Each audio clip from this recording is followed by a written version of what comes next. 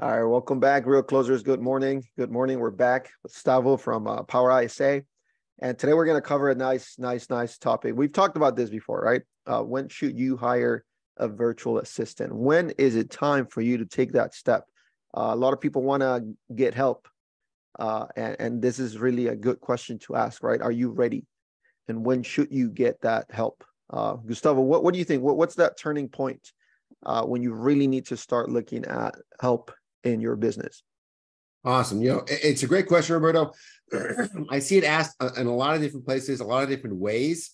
But I think it comes down to that. Like if someone wants a VA, virtual assistant, when is the right time to do that? And let me, kind of just clarify what I mean by virtual assistant. I'm not talking about whether they're in the US, outside the US. I'm just talking in general, right? You can definitely get virtual assistants from the Philippines, from Latin America for a few bucks an hour. You can hire from a local for 10 to 20 bucks an hour. It just kind of depends on your budget and what you want them to actually do. Okay, what you actually want them to do. I think it matters a lot, but I'm not even going to get into the sourcing part of the equation, right? I'm not even going to get into that. I'm going to get into the question of, okay, I need some help, right? Do I need to hire a virtual assistant or not? Is that the right solution for me? Yes or no? And I want to lay it out, pretty simply for folks. Okay. The first hire you have as a real estate agent, and this comes from the Red Book, right? MREA, Millionaire Real Estate Agent. The first hire you should have as an agent isn't a salesperson, right? In that book, the model does not recommend hiring a salesperson. I agree with that. You are the main salesperson until you're, the book recommends until you're closing 50 to 100 transactions a year. I'm going to repeat that, 50 to 100 transactions a year, 50 on the low end, 100 on the high end. You should be the only person on the team. You should be the only salesperson on the team. That's what the model recommends, right? The only licensed real estate agent on the team. And to make that happen, you should only really need one administrative assistant, some help on the administrative side, okay? Not on the sales side. You should get some help on the administrative side. And what does that mean? It means everything from data entry. It means sending emails, scheduling showings, scheduling appointments. It means making sure the paperwork is turned in at the right time, the right place. It means the daily marketing activities, like making sure you're publishing your listing in that place, or that place, right? It makes sure that you're following up with these comments, you're capturing these leads, putting them in the right place. Those are administrative tasks, okay? Whether they're marketing-focused tasks or operations-focused tasks, I'm not even going to get into that. But you've got to understand, you don't add leverage before you've got the need for it, okay? Because I see too many agents, they want to hire a VA to eliminate one or two of their tasks, and their production doesn't change at all, right? I need a VA. Okay, why do you need a VA? Why do you need a virtual assistant? Okay, you've got to be at the right production level. If you're not closing at least 1 to 2 transactions on a monthly basis, what do you need a virtual assistant for? What do you need leverage for? Okay, I think that's really, really important to understand when is the right time to add someone to help you, okay? Virtual assistant, it's someone that's going to be helping you do these tasks. You've got to have more tasks than you have time, right? You've got to have the rest of your time full of lead generating activities. You as the agent, that should be your focus. Hiring a virtual assistant allows you to spend more time and dedicate more time to doing those lead generating activities, those income generating activities. Generating new leads, following up with existing leads, closing appointments with those leads, attending appointments with those leads, right? And fulfilling and getting contracts signed. Those should be the number 1, 2, 3, 4, 5 priority on a daily basis. And that's so you can start handing off some of these activities to an assistant. And I'm one of my mastermind groups, Roberto, this is 100% real. This year, January to June, one agent, I think they took on somewhere between 10 to 12 listings a month. So 60 to 80 listings the first 6 months of the year, almost $500,000 in GCI.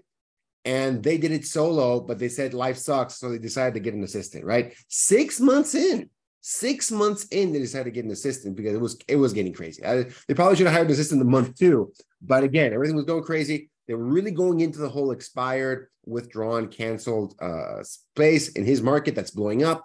He took the deep dive, went 100% in on that type of lead, that type of market, and has been killing it. Great for him. Waited 6 months before he felt, you know what, this is going to be consistent. I figured this out. Now I need some leverage. Okay.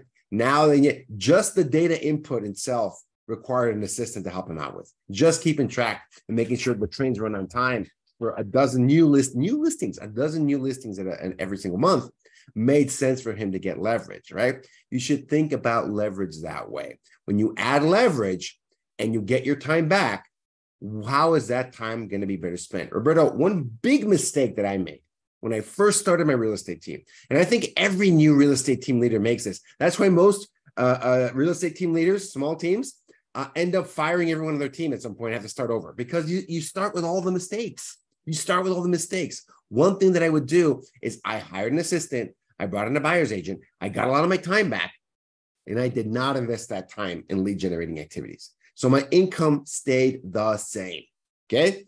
I added leverage, I added fixed costs to my budget every month. I was making less money because I was making the exact same amount of deals happen no matter what. I just made less money, okay? I built the team and I was making less money. And that's always true to some extent. The more leverage, it's always a trade-off between leverage and maximum profitability. But for me, that trade-off was completely lopsided. Don't make the same mistake that Gus made early in his career. When you add leverage, it buys back your time to do lead generating activities, okay? Generating new leads, following up with existing leads, setting appointments with those leads, and attending those appointments, right? Those should be the activities that you're focused on 100%. And a virtual assistant or even an in-person assistant can help with everything else. What's the biggest difference between, this might be a topic for another day, but I'll jump into it real quick. What's the biggest difference with an in-person assistant versus a virtual assistant? In my experience, I've had both.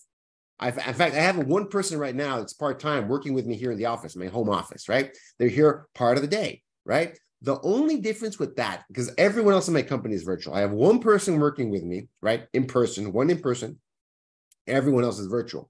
The only difference with that I've seen, that I'm able to perceive, is that the training can go faster. That's the biggest difference. And when they want to interrupt me, it's easier for them to interrupt me. I don't know if that's good or bad. That's a reality, right? When they're in person, you can get more interruptions, which is why I don't particularly love having a big in-person team around me, because it's a lot easier for people to kind of interrupt each other. But again, that's another topic. But I think that's the biggest difference. It can be faster to train someone. It can be more haphazard how you train someone in person. In person will forgive a lot of these mistakes because they're right there. They're seeing you. You can make some time here, make some time there. When you're virtual, you got to, in my experience, you have to be more intentional with how you plan your day. You got to be more intentional with how you train someone and making time for them, right? Just by the nature of the beast. So I think that is a big difference. But regardless of the two, you've got to make time to train them, teach them what you want them to do. Got to be a little bit structured with that. If you want to make sure you want to hand off some of these administrative tasks, you got to understand what tasks they are. It can be as simple as scheduling your showings, scheduling the inspections, making sure the paperwork, your contracts are turned in on time, making sure that those things are done appropriately. And I know some people already raising their hand. In some areas, you might have to be licensed for that. Maybe, right? I'm not, an expert in licensing in your state. Maybe you might be. But in my experience, I had a bunch of unlicensed people doing this in-house and virtually, right? People helping me manage transactions, set appointments with vendors, and making sure that everything was running smoothly and doing the marketing activities I needed to be done. Simple work on canva.com, the equivalent to that back in the day, right? Tools like that, where you would put together some simple marketing materials. Honestly, we would use Microsoft PowerPoint. I'm not joking. That was like the old school Canva. It's nowhere near what Canva could do, but you can make flyers, you can make graphics, you can make simple stuff right through a PowerPoint pretty easily. This is a decade ago, guys. So there are people that are laughing in the background. That's what we would use. And my assistant would just do that for me, right? Wasn't perfect, didn't look professional, looked better than what I did. And then we had these templates provided by my brokerage for flyers. They would just fill in the information. They'd replace the pictures. They get the templates. They coordinate the photographer. They didn't put the data into the MLS. They made sure all these things were done. And I'm a very checklist person, right? I'm very much a checklist kind of guy. So all I had to do was make these checklists for my assistant. And I had to do it once. They would do them. I'd see the errors. We'd update the checklist. I'd give her some feedback. And then we just kept tightening it up and tightening it up and tightening it up. And sometimes you have to toss it away and start over. Sometimes you do, right? But for the most part, those checklists were all I had to do. I had to create those with her. This is how you input a listing. This is how we manage the inspection part of the transaction. This is how we do the showings for the transaction. This is how we do once the deal was closed, right? So, and this was a big issue for me early on. She would make sure that person made it into my database, and we did something special for them for the rest of the year, right? I didn't just treat them like everybody else. That's what I usually did, actually. I just throw in my database, and now I get them called. I get called 3-4 times a year to asking for referrals. Well, no, for people that are past clients, we do something a little extra, right? Like a little extra call, a little extra gift, extra nudge, because they had been a recent transaction. And a lot of them, not everyone, a lot of them were more likely to give me some referrals because they had been so recent and if the experience was really, really good, right? So for all those reasons, she helped me implement that. I didn't do that's something I would never do. I forget to do that, right? The transaction's done. You're happy. You're high-fiving. You're cashing that check. You forget to put them into the follow-up system a little bit differently than everybody else. And my assistant helped me do that. My assistant helped me make my first newsletter, right? She actually got everyone's information together in the right format and helped me upload it into MailChimp, okay? So all of these little things are things you can leverage your virtual assistant to do, okay? All those little things that are very detail-oriented. They're detailed tasks. They have to be done in a certain order, a certain way. And you know what, agents? The majority of you guys are terrible at those things. Most agents are not checklist people, right? There's always exceptions, of course, but a lot of agents are not checklist people. So having someone on your team that can help you complement that skill can be really, really useful. But I'm going back to the top here, right?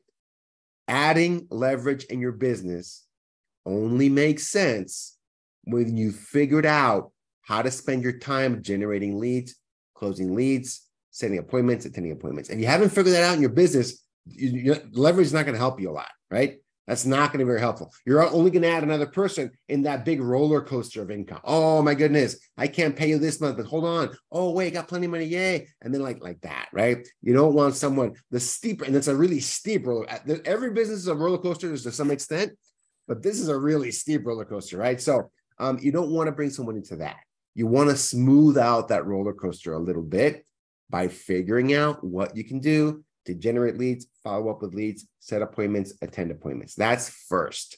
Once you have some semblance of way to do that, that's when you can add some leverage. That's when buying back your time makes your business more valuable, makes your business grow, okay? 100%. So, for example, me, Gus, having an assistant here has helped me grow my business, actually, right? I did it the right time this time.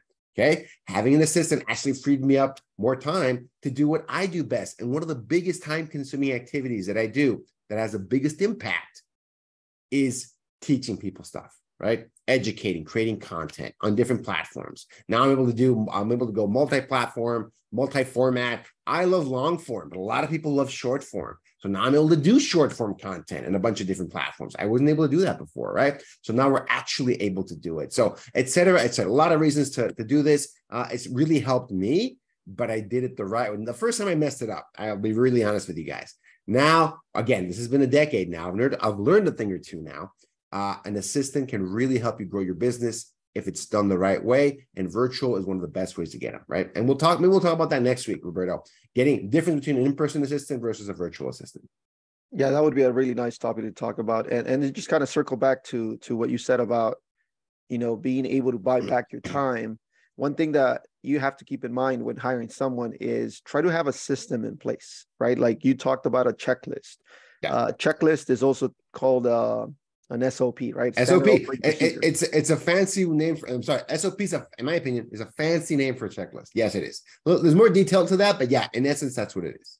Exactly, and having that, it's going to help you direct someone, right? Because I tell the team that we work with, we always try to teach them how to leverage their time to buy back their time so that they can even do more for a company. And the same thing applies, right? When you're trying to leverage someone's time and create an SOP, a standard operating procedure, or some sort of checklist. Some of them are going to have screenshots, some directions, some of them are going to have a little bit more details to them. It just depends on the task that you're trying to get done, right? The more detail you have, depending on the person who's doing them, They're just gonna be able to follow one, step two, step three, step four. Make sure that you have directions at the beginning, you have an end product at the end, and make sure that the end product matches your expectations. And if not, go back, update that checklist, update that procedure, and keep repeating until you have a perfect procedure. And now the nice thing about a procedure, once it's polished, it doesn't matter who's at the other end of that. You could hire a virtual assistant today, they can go the next month, but now that you have a procedure, you can just hire another one. They can pick it up right from where the other guy left off, and you have a nice system, right? You leverage your time, you leverage someone else's time, and now you can invest that time back into your business. 100%. And, I think it's really important to call that out, because I think a lot of mistakes that agents make with virtual assistants is they don't give them that structure. Virtual assistants need structure, okay? And there's always going to be some tasks where you can argue there's some problem solving involved, a little bit more thinking on your feet. Yeah, there's tasks like that. For everything else, this checklist approach, this SOP approach is the way to do it, right? Give them some structure, give them some clarity. Most agents don't do that, right? They don't spend enough time training them. And when things don't come out the way they want, they get frustrated. They might even fire them, right? Oh, this is not working. This is too hard. Like, no, hold on, right? The way you train these folks is to give them that. And that checklist SOP is key. I love, if you don't have time, this is a great solution. If you don't have time, quote unquote, you don't have time to create an SOP, which I think is a red flag in and of itself. Let's say it's legit. Let's say it's really, really hard for you to sit down, or really important, right? You're not a checklist person. You might not be a checklist person. My wife, right? Person I've known her for a long time. She is not a checklist person. What works better for her and works better for a lot of people is just explaining it to them, like right then and there. Saying, hey, this is how you do it. Do. Can you do that again? Yes, great. The problem with that is retention, right? People don't retain those things. Do a call like this, even if they're in your office. Do a call like this, share it on Zoom, show them what you want them to do, and just record that, okay? That is good enough. That is good enough. And I think if more people just recorded their simple training, this is what I recommend everyone do, right? When they're training an ISA or a VA, or actually anyone on your team, quite frankly, on a A to B, A to Z set of steps and a process, record it, show them, share the screen, indicate what each thing means, right? That is harder to go back and correct and change. That's the only, backside of that, right? I don't love that part of it, but between that and doing nothing, which is what most agents do, record the video and have it in there. And if you make it sufficient change, record a new one, right? Take a few minutes from your day and make a new one if things change that much. Otherwise, they'll probably be okay with that. And my personal favorite, Roberto, is having the VA create the SOP. Okay? I was just going to say that. Yeah, that's it. But they need something to base it off of. They at least need the video. They at least need the video to really be able to do that, right? Have the VA or the new hire, it applies to more than just VAs, have the new person create the documentation, right? The collateral, have them create it. But you can't just explain it once and expect them to go down and make a 20-page document off of that. It doesn't work that way. If you do that, they're just going to be bothering you every 5 minutes with the next question again. And what happens after this? What happens after that? Don't do that, right? Give them the information, have them create the checklist, create the SOP. Then you, again, got to review it. It's not just done, right? Don't assume that everything's fine if they just get off the video. Take some time. This is important. This is a leveraged activity, leveraged time, okay? This is, you do it once and it creates multiples of value over time. You got to do it once. You got to do it the right way. Okay. So that's it. That's my recommendation on how to do it the best way. And if you're here next week, we'll talk about the difference between virtual versus in-office, in-person virtual assistant. Well, it wouldn't be virtual anymore, right? Just in-person assistant. All right. See you next week, guys. Have a good one. All right. Thanks.